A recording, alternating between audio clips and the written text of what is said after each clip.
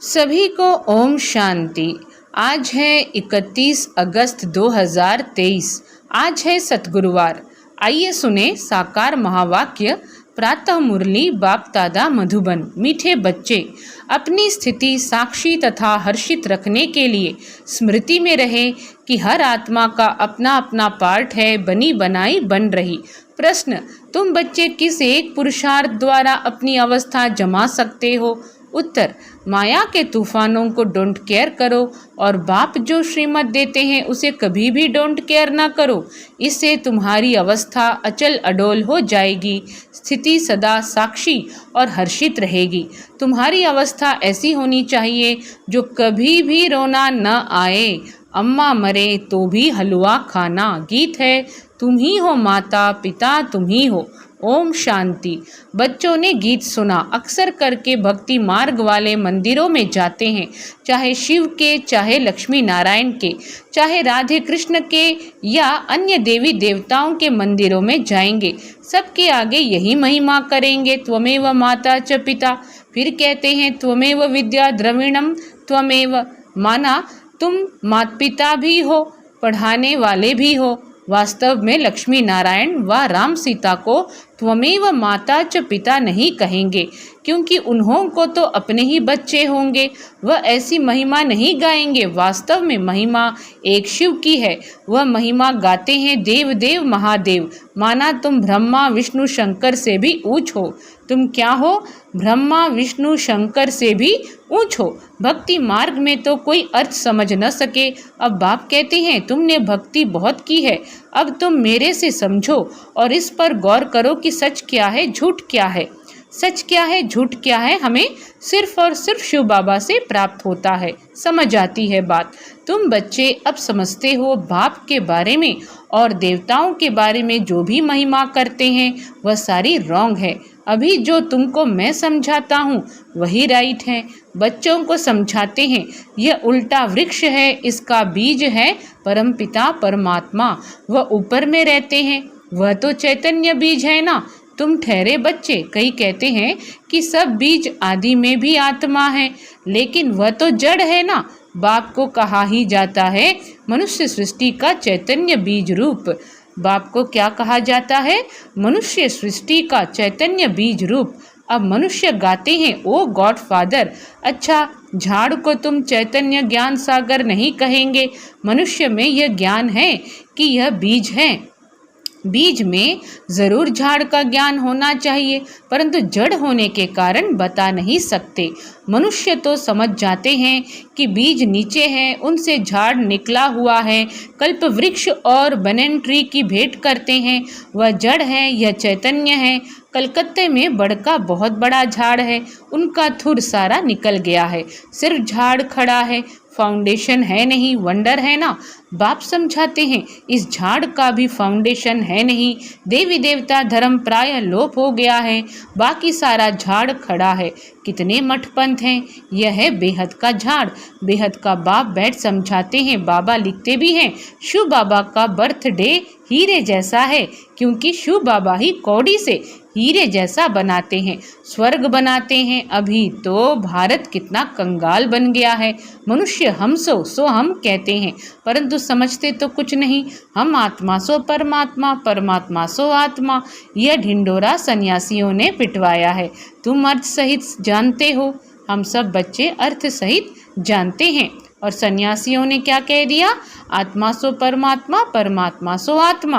हम सो ब्राह्मण बने हैं, फिर हम सो देवता बनेंगे, फिर हम सो क्षत्रिय वैश्य शूद्र, फिर ब्राह्मण वर्ण में आएंगे।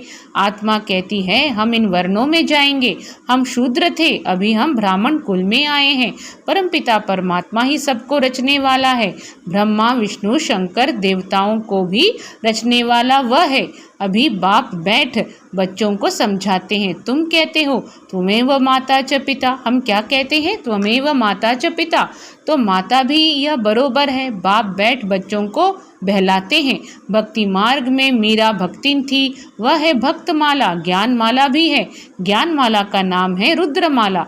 रावण माला नहीं कहेंगे, रावण की भक्ति तो नहीं करते। राम माला है भल, अभी रावण राज्य है परंतु रावण की माला नहीं होती, भक्त माला होती है, असुरों की माला तो नहीं होती। भक्त शिरोमणि में एक तो मीरा है, उनको श्री कृष्ण का साक्षात्कार होता था, लोक लाज सारी खोई थी। सेकंड नंबर में शिरोमणि भक्त कौन है? नारद। हाँ, उनका गायन है, दृष्टांत दिया जाता है। यह तो सब बातें बैठ बनाई हैं, रियल नहीं है। सेकंड नंबर में शिरोमणि भक्त कौन है? नारद।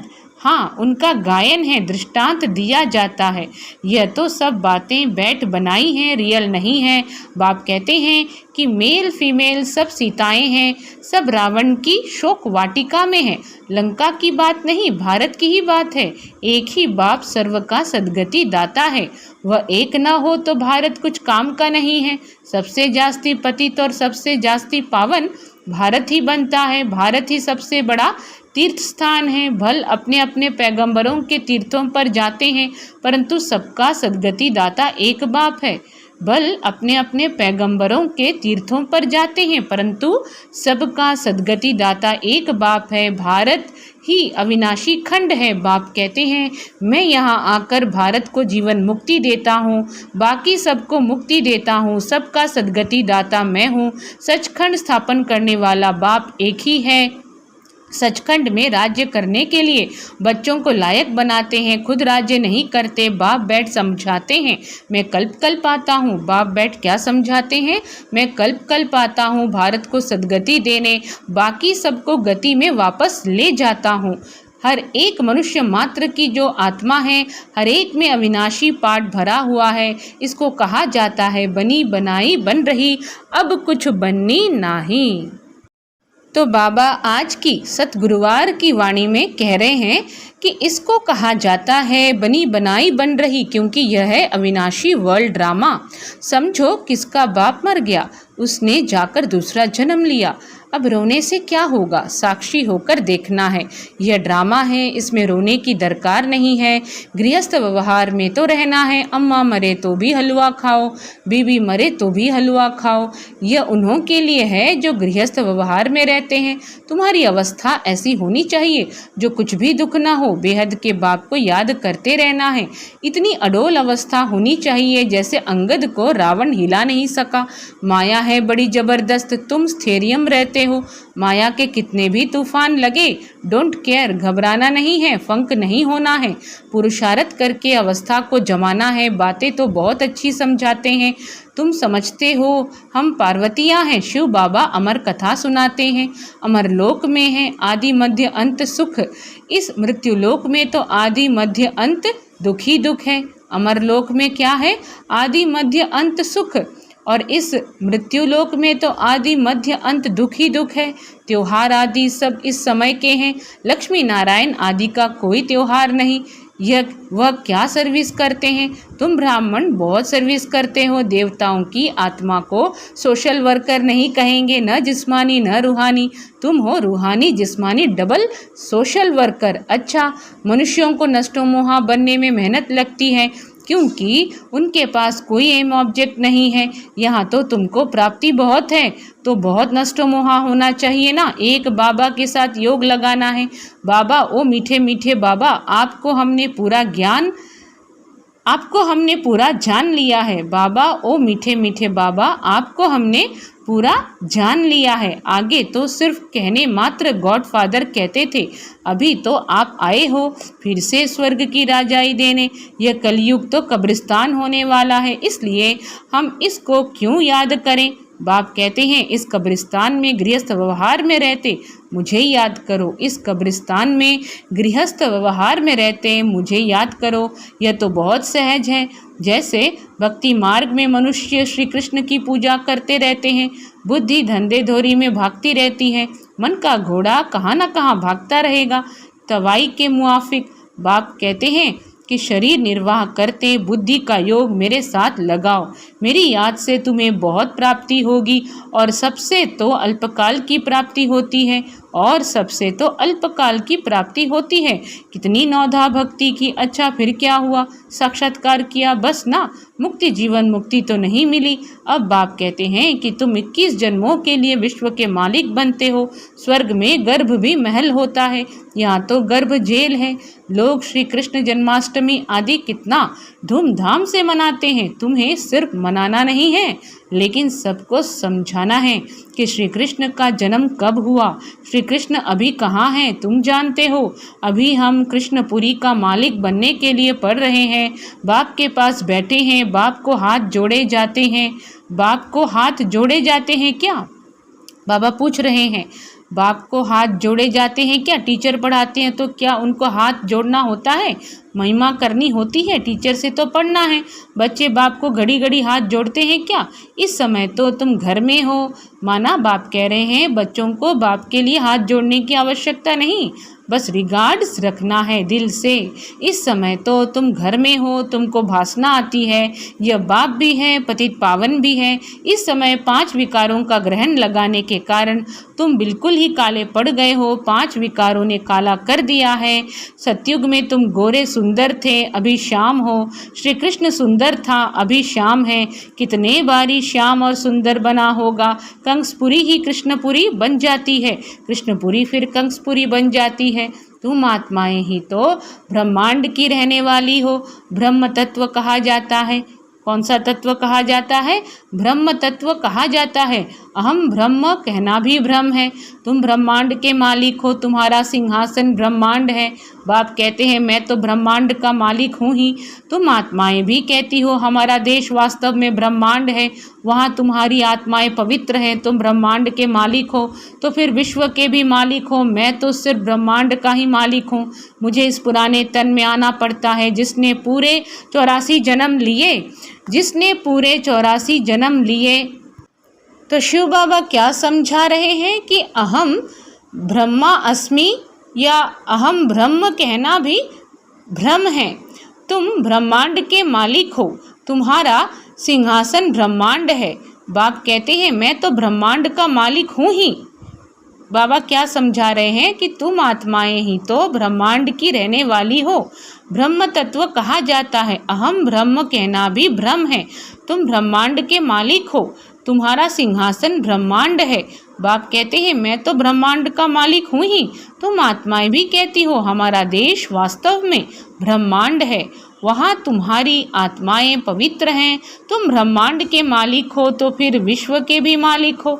मैं तो सिर्फ ब्रह्मांड का ही मालिक हूँ। मुझे इस पुराने तन में आना पड़ता है। जिसने पूरे 84 जन्म लिए हैं, बच्चों को मुरली अच्छी तरह 5-6 बार पढ़ना व सुनना चाहिए, तभी बुद्धि में बैठेगी और खुशी का पारा चढ़ेगा। माया घड़ी घड़ी याद भुला देती है।